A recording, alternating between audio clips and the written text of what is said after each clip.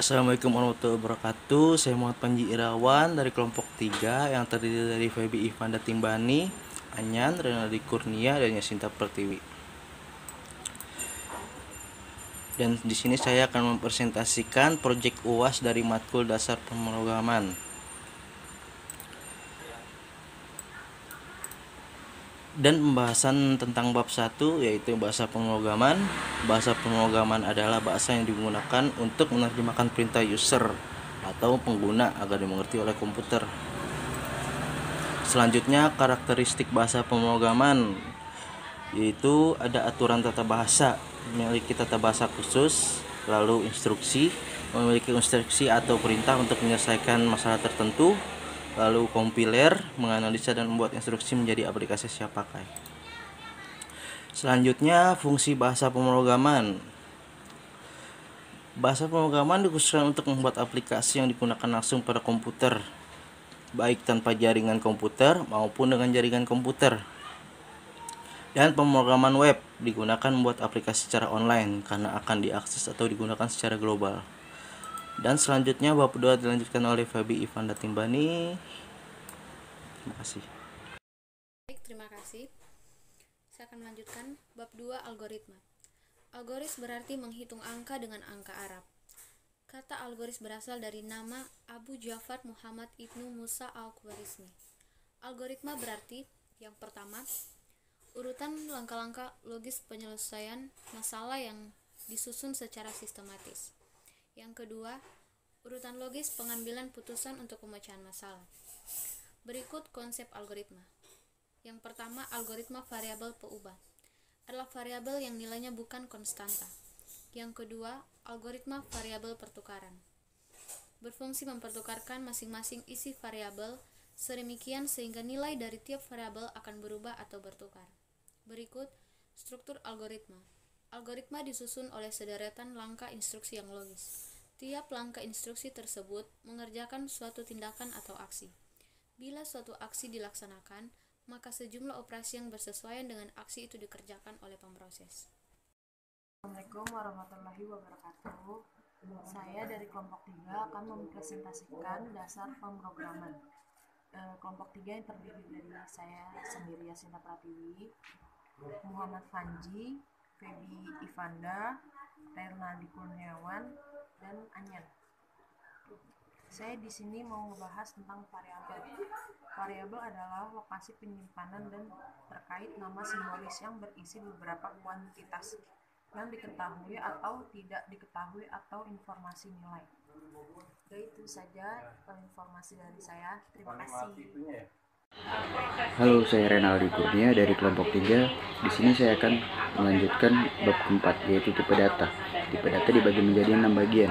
Yang pertama ada tipe data karakter, yaitu tipe data yang berupa huruf, angka, dan tanda baca tunggal. Tipe data karakter dibagi menjadi 2. Yang pertama assigned, yaitu mendeklarasikan cara bertanda digunakan untuk nilai negatif. Yang kedua unsigned, mendeklarasikan cara tidak bertanda untuk nilai positif. Yang kedua ada tipe data string, yaitu deretan karakter yang diakhiri dengan sebuah karakter kosong. String ditulis dengan mengapit string dengan tanda petik 2. Yang ketiga ada jenis data integer. Jenis data ini merupakan nilai bilangan bulat yang terdiri atas integer positif, integer negatif, dan 0. Yang keempat ada tipe data floating point number. Tipe data floating point number adalah sebuah format bilangan yang dapat digunakan untuk merepresentasikan sebuah nilai yang sangat besar atau sangat kecil. Bilangan ini direpresentasikan menjadi 2 bagian, yakni bagian mantisa dan bagian eksponen. Yang kelima ada tipe data Boolean. Tipe data Boolean biasanya digunakan hanya untuk merepresentasikan 2 kondisi, yakni nilai true dan false, atau dapat berarti nilai 1 atau kosong, atau kondisi on atau off. Jenis tipe data ini merupakan jenis yang paling sederhana, tetapi cukup sering digunakan dalam setiap pemrograman. Yang keenam ada tipe data array, sering disebut juga sebagai tipe data larik. Tipe data ini pada dasarnya merupakan kumpulan sejumlah variabel bertipe data sama dengan ukuran tertentu yang tersusun secara runtun. Setiap variabel yang terdapat dalam array dapat diakses dengan menggunakan komponen indeks dari tiap-tiap variabel tersebut. Saya ingin menjelaskan beberapa tipe data yang kita gunakan untuk menyelesaikan tugas ini ya. Nah, di sini saya ingin menjelaskan satu persatu dari tugas kita ini yang sudah kita kerjakan. Nah, ini teman-teman saya langsung menjelaskan. Di sini ada layar masukan. Nah, di layar masukan ini dikasih pagar seperti ini. Ini namanya komentar ya. Jadi teman-teman, ini namanya komentar. Di sini ada print terus tanda petik ya. Tanda petik ini terus palu gada. Nah, di sini namanya adanya tanda petik ini merupakan tipe data string ya. Jadi tipe data string ya, tipe data string. Terus selesai layar masukan ya, ini layar masukan kita menggunakan palu gada ya. Jadi studi kasusnya itu palu gada yang kita gunakan di sini. Terus ini layar masukannya seperti ini. Terus di sini ada proses. Nah, di proses ini di sini ada beberapa hal yang harus saya jelaskan kenapa menggunakan tanda kurung kosong seperti ini. Nah, di sini saya sudah jelaskan di samping pojok kiri ini kita menggunakan fungsi append. Nah, fungsi append itu apa? Nah, fungsi append itu dipakai untuk menambahkan karakter atau string yang terdapat pada X ke suatu string. Nah, jadi kayak gini. Misalnya ini di sini kosong, terus append-nya kita tambahin di bawah ini. Jadi nanti itu akan masuknya ke tanda kurung yang kosong di atas ini. Nah, seperti itu ya. Kalau kita langsung menggunakan proses, kita masukkan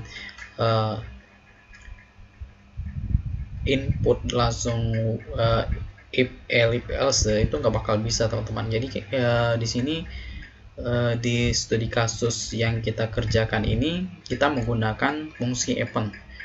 Jadi ini gunanya fungsi append ini untuk mengisi tanda kurung kosong di atas ini.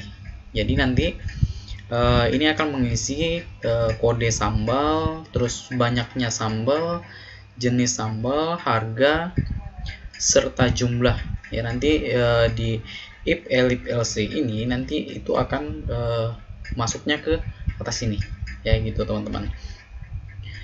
Jadi di sini juga kita menggunakan integer ya, menggunakan integer. Integer itu menyatakan bilangan bulat ya. Nah, bilangan bulat itu contohnya itu seperti ya, nih seperti sini itu bilangan bulat ya. Tuh teman-teman. Selanjutnya ke slide berikut. Nah, di sini saya sudah menginput beberapa tugas nih. Udah saya jadiin satu di sini ya. Terus di sini ada layar keluaran. Ya, layar keluarannya itu seperti ini ya, seperti layar masukan, agak mirip. Tapi di sini kita menambahkan ya, menambahkan no, jenis sambal, harga satuan, banyak sambal, dan jumlah harga. Di sini kita bikin seperti ini biar kelihatannya rapih teman-teman. Jadi ini akan rapi seperti ini nanti ya. Nah, seperti ini nanti jadinya kalau di run gitu ya. Nah, terus di layar keluaran ini kita menambahkan lagi fungsi while ya. Fungsi while ini kita tambahin lagi di sini ya, tambahin lagi untuk mendapatkan jumlah bayar ya.